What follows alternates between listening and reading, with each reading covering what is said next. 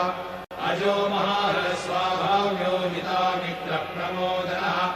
आनन्दो नन्दनो नन्दः सत्यधर्मा त्रिविक्रमः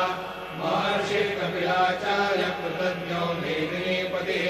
श्रीपदश्रीदशाध्यक्षो महाशृङ्गकृतान्तकृत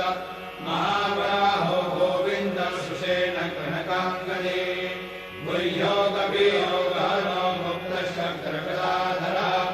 मेधाश्वाङ्गो हितः कृष्णो दृढः सङ्कर्षणोच्युतः वरुणो वारुणो वृक्षः पुष्कराक्षो महामनाः भगवान् भगहानन्दी वनमाली हरायः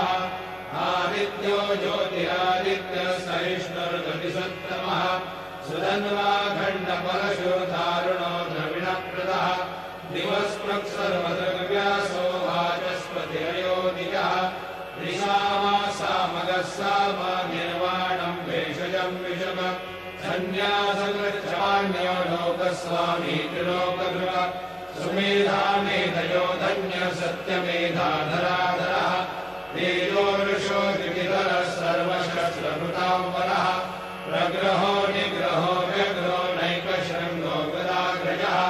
चतुर्मूर्तिश्चतुर्बाहो चतुर्व्यूहश्चतुर्गतिः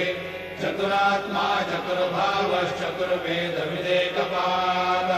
समावर्तो निवृत्तात्मा दुर्जयो दुरतिक्रमः दुर्लभो दुर्गमो दुर्गो दुरावासो दुरार्यः शुभाङ्गो लोकसारङ्गः सुतन्तुस्तन्तुवर्धनः इन्द्रकर्मा